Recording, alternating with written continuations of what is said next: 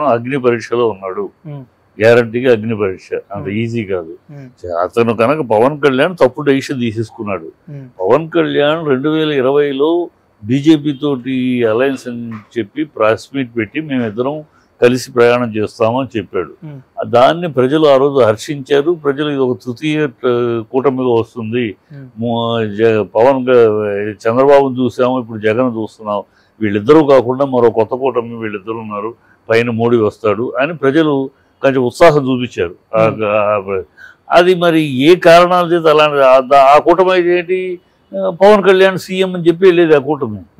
పవన్ కళ్యాణ్ నేను సీఎం అవుతున్నాను నాకు ఓట్లు వేయండి అని అడగటంలో ఒక నైతికత ఉంది. అతన్ని అభిమానించేవాళ్ళు అతను మా సీఎం అవుతాడు, మా వాడు అవుతాడని సామాజిక వర్గం అవ్వచ్చు, ఫ్యాన్స్ అవ్వచ్చు, అందరూ ఎగబడేవారు. అది ఒక కథ సినారియో ఇంకో రకంగా ఉండేది. అది ఆయన మరి అంతటి అవకాశాన్ని, అంతటి జెన్యూన్ దీన్ని ఎందుకు వదులుకుని టీడీపీలో చేరాడు. టీడీపీలో చేరటంతో ఠబాలు పడిపోయింది. ఎందుకు పడిపోయిందంటే టీడీపీని పవన్ కళ్యాణ్ తన నోటితోటి తిట్టాడు.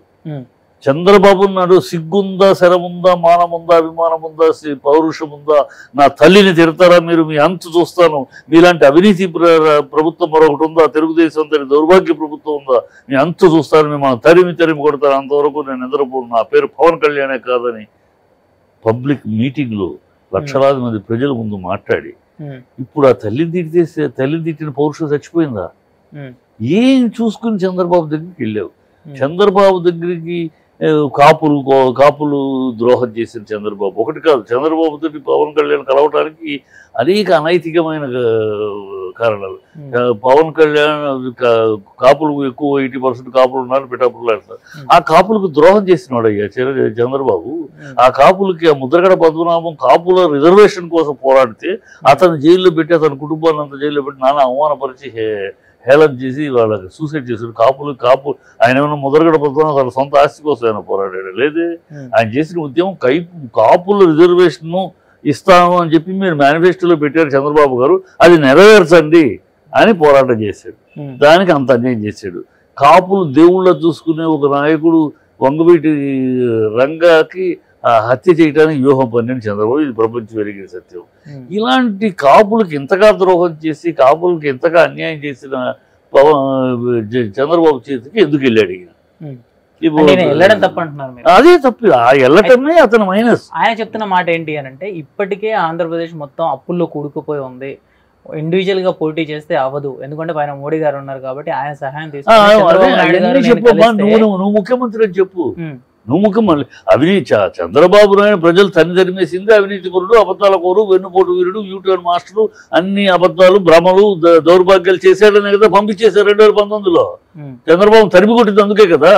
జగన్ తప్పు చేస్తున్నాడు, ఓకే నువ్వు జగన్ తప్పు చేస్తావు, జగన్ వద్దు, నీకడుగు, చంద్రబాబుని గెలిపించండి అని ఓట్లు అడుగుతావు నువ్వు. చంద్రబాబుకు తైనాతీలాగా చంద్రబాబు కొమ్ము కాస్తారు ఎందుకు?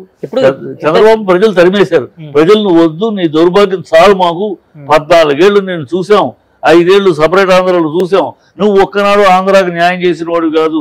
నువ్వు ఒక వైజాగ్ స్టీల్ ప్లాంట్ కానీ, వైజాగ్ రైల్వే జోన్ కానీ, దుగ్గిరాజపట్నం ఇది కానీ, కడప స్టీల్ ప్లాంట్ కానీ, 143 ప్రభుత్వ సంస్థ, కేంద్ర ప్రభుత్వ సంస్థలు ఒక సంస్థను కూడా ఆంధ్రాకి ఇవ్వకుండా ప్రతి పోలవరం అవ్వచ్చు అన్ని ఆంధ్రాకి పరమ ద్రోహం చేసిన వాడు అయినా 2019లో చంద్రబాబుకు దండం పెట్టి పంపించారు. నువ్వు పవన్ తప్పు చేస్తున్నానంటే నువ్వు నిలబడు, మీరిద్దరు బీజేపీ కట్టుబడి ప్రజలు హర్షించారు ఆ కాంబినేషన్. ఎందుకంటే ఫ్రెష్, వీళ్ళ మీద అవినీతి లేదు, వీళ్ళే లేదు, వాళ్ళని అడగటంలో వీళ్ళకి నైతిక హక్కు ఉందని. ఇప్పుడు చంద్రబాబు పక్కన చేరి ఒక దుర్మార్గుడు అయినా, ఒక అవినీతి పరుడైనా, రాష్ట్రానికి ద్రోహం చేసిన వాడి పక్కన చేరి వాడికి ఓట్లు ఇవ్వమంటే నువ్వు వేలు చూపించేదానికి అర్థం లేదు. అక్కడే Pawan Kalyan lost his balance, lost his దేనికోసం చంద్రబాబు సంకం చేరాడు అనేది భగవంతుడికి తెలియాలి. చేతిలో ఉన్న బంగారం పళ్ళని తీసుకెళ్లి బోధగుంట్లో పడేసినట్టు అయింది అతనికి. అందువల్ల ప్రజల్లో ఇతను నిలకడ లేని మనిషి. ఇప్పుడు ఒకవేళ గెలిపించినా మనం ఇక్కడ ఉంటాడు, ఢిల్లీ హైదరాబాద్ పోయి కూర్చుంటాడు. ఈ అమ్మాయి అయితే మన ఇంటి గడప దగ్గర ఉంటుంది. సో ఈ కాపుల్లో అమ్మాయి కాపు ఆడపడుచే. సో ఇన్ని వ్యత్యాసాలు, ఇన్ని డిఫరెన్స్లు వచ్చేసినాయి. అదే కనుక అతను చంద్రబాబుతో చేయి కలపకుండా నిలబడి ఉంటే ఆ సీన్ వేరుగా ఉండేది. సీన్ వేరుగా ఉండేది. పోరాడుతున్నాడు, ఎస్ రాజకీయాలకు వచ్చాడు, పోరాడుతున్నాడు, నిజాయితీగా ఇప్పుడు నిజాయితీగా నువ్వు పోరాటంలా ఒక అవినీతి పరుడు పక్కన నుంచి ఈయన గెలిపించండి ఆయన ఓడించండి అంటున్నావు. అది ఈ అవినీతి పరుడు మాకొద్దు, మంచి కొంత సంక్షేమ పరంగా మా పేదలకి సాధలకి చేస్తున్నాడు ఈయన. ఆయన పేదలకి ఏనాడు చేయాలి, ఒక సుజనా చౌదరికి ఒక సీఎం రమేష్కి డబ్బున్న వాళ్ళని పక్కన పెట్టుకుని డబ్బున్న వాళ్ళ బుధాలు లెక్కించుకుని బతికేది, పేదలకు ఏమి చేయలేదు, ఆయన ఉదయం మాకు అని ప్రజలు తెలిపేస్తారు. చంద్రబాబు నాయుడు గారు ఏం చేయలేదు అని ఎన్నిసార్లు చెప్తున్నారు కదా, ఏం చేయకుండా ఎన్నిసార్లు సీఎం అయ్యారు ఆయన? ఏం చేయకుండా అయ్యాడు. జనాలు ఎందుకు ఆదరిస్తారు, జనాలు ఎందుకు ఓటేస్తారు? ఎప్పుడు జనాలు ఆదరించలే ఆయన, ఎప్పుడు కూడా పార్టీ ఆయన పెట్ల. తెలుగుదేశం పార్టీని ఆదరించి ప్రజలు చంద్రబాబు బట్టి కాదు, రామారావు బట్టి. తర్వాత రామారావు వెన్నుపోటు పొడిచి అతనికి మ్యానిపులేషన్ బాగా తెలుసు. మీడియా మొత్తాన్ని ఆనాడు చంద్రబాబు రామారావు గారు దింపినప్పుడు మీడియాను మొత్తం, అప్పుడు ఇంత మీడియా లేదు, 2 ఛానల్స్ 2 పేపర్లు, శుభ్రంగా అట్లా మేనేజ్ చేసుకున్నాడు. ఆ మేనేజ్ చేసుకుని తన మంది వాళ్ళు తిప్పి తన పెట్టుబడులు పెట్టి ఇప్పటికే ఏగా పెట్టుబడులు పెట్టి నిలబట్టి ఇప్పటికే ఆ ఛానల్స్ అటే బాగుతూ ఉంటాయి. అతను మేనేజ్మెంట్ చేసుకుని గెలిచారు. చెప్తే డబ్బులు సారాయి అనేది చంద్రబాబు పీరియడ్లో మొదలై చెప్తే రామారావు గారి పీరియడ్లో విన్నారా మీరు? డబ్బులు సారాయిలు ప్యాకెట్లు పంచుతారు విన్నారా?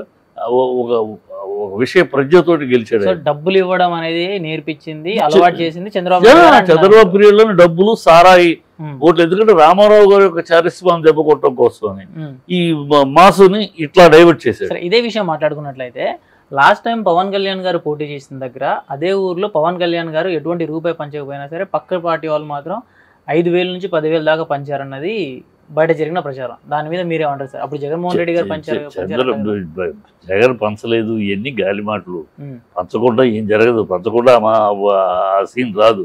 డిపాజిట్ కూడా వచ్చేది పంచకుండా ఉంటాయి. ఇవన్నీ ఉన్నాయి ప్రగల్భాల మాటలు. మేము పంచలేదు, ఓడిపోయాం కనుక మేము పంచలేదు, వాళ్ళు పంచారు, ఏది వచ్చి మాటలు. కానీ ఇవాళ ఎన్నికల్లో చంద్రబాబు అలవాటు చేసిన ఆనవాయితీ ప్రకారం ఆ రోజు నుంచి ఇవాళ డబ్బులు లేకుండా రాజకీయాలని, అందుకని వాళ్ళ బీజేపీ కూడా దౌర్భాగ్య స్థితికి దిగజారిపోయి డబ్బులు ఎవడు ఉంటే వాడికి ఇచ్చారు సీట్లు.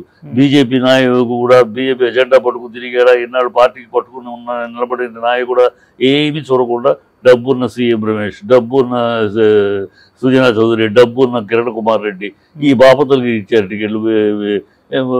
కాంగ్రెస్ నుంచి వచ్చిన వాళ్ళు, టీడీపీ నుంచి వచ్చిన వాళ్ళు తప్పితే బీజేపీ నుంచి ఉన్న కూడా ఒక వరమ తప్పితే ఎవరు లేరు.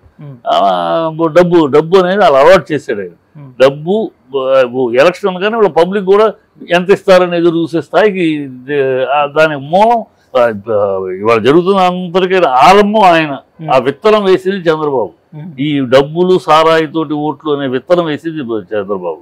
ఎందుకంటే అతను తన ఈ అబద్ధాలతో అప్పుడు సోషల్ మీడియా లేదు,